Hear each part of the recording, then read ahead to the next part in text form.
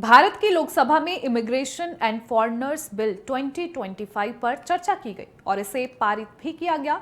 भारत के गृह मंत्री अमित शाह ने बिल के प्रावधानों पर विस्तार से जवाब दिया। उन्होंने इस विधेयक को लेकर क्या कुछ कहा है और ये बिल भारत के लिए कितना जरूरी है, आज इसको लेकर बात करेंगे। आपको बता दें कि भारत के गृह मंत्री अमित शाह ने इमिग्रेशन एंड फॉरेनर्स बिल 2025 के प्रावधानों पर विस्तार से लोकसभा में जवाब दिया। उन्होंने कहा कि भारत में आने के लिए वैध पासपोर्ट, वैध वीजा अनिवार्य होगा। बिना कागजात के भारत में प्रवेश करने पर कानून सख्त तरीके से सख्त कार्रवाई करेगा। गृह मंत्री ने सख्ती से कहा, जाली दस्तावेजों के लिए कड़ी सजा के प्रावधान किए गए हैं। उन्होंने कहा कि वीजा की अवधि खत्म होने पर भी देश में रहने वालों को ट्रैक किया जाएगा। शाह ने विपक्ष को आड़े हाथों लिया और कहा कि जिस तरह के सवाल पूछे गए हैं उनसे काफी हैरानी होती है। उन्होंने कहा कि देश की जनता ने बीजेपी को वोट दिया, हमने बहुमत की सरकार बनाई है। ऐसे में सरकार के पास विदेशी लोगों की घुसपैठ, भारत आने वाले लोगों के पास वैध कागजात है या नहीं, इसकी जांच करने का पूरा अधिकार है। गृह मंत्री अमित शाह के जवाब के बाद गुरुवार शाम करीब 6:20 पर लोकसभा स्पीकर ओम बिरला ने विधेयक पारित होने का ऐलान कर दिया। पहले स्पीकर बिरला ने विधेयक में प्रस्तावित संशोधनों पर मतदान की औपचारिकताएं पूरी की। विधेयक पारित होने से पहले लोकसभा में चर्चा का जवाब देते हुए गृह मंत्री अमित शाह ने कहा कि इमिग्रेशन कोई आइसोलेटेड मुद्दा नहीं है। देश की सीमा में कौन आता है, कब आता है, कितनी अवधि तक आता है और किस उद्देश्य से आता है, ये जानने का अधिकार देश की सरकार के पास है।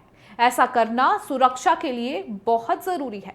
पश्चिम बंगाल में 2026 का विधानसभा चुनाव जीतने का दावा करते हुए गृह मंत्री शाह ने कहा कि 450 किलोमीटर की सीमा राज्य सरकार की कृपा दृष्टि के कारण अभी तक असुरक्षित है, लेकिन ऐसा लंबे समय तक नहीं चलेगा।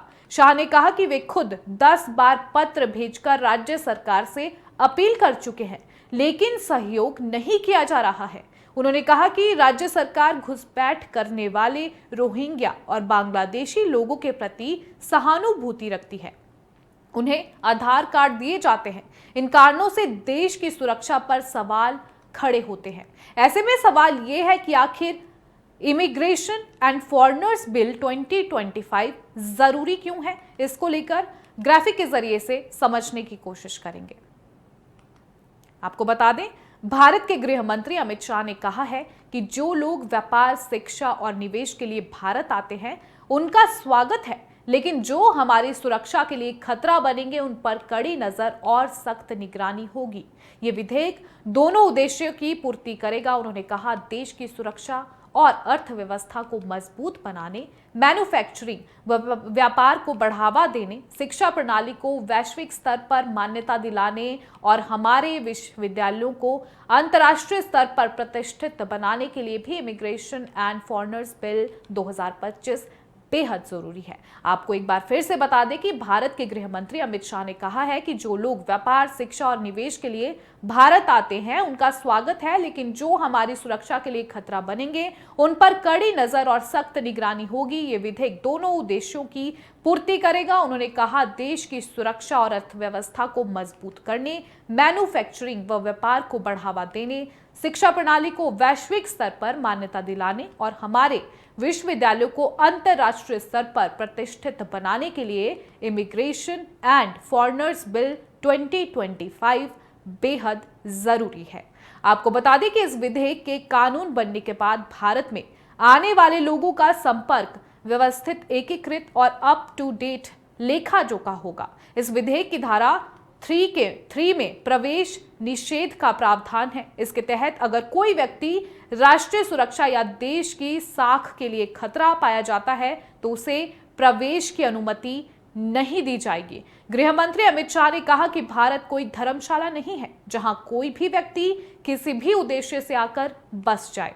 जो देश की सुरक्षा के लिए खतरा होगा उसे रोकने का अधिकार संसद के पास है। साथ ही ये विधेयक सुरक्षा एजेंसियों द्वारा बनाई गई ब्लैक लिस्ट को भी कानून प्रावधान देगा।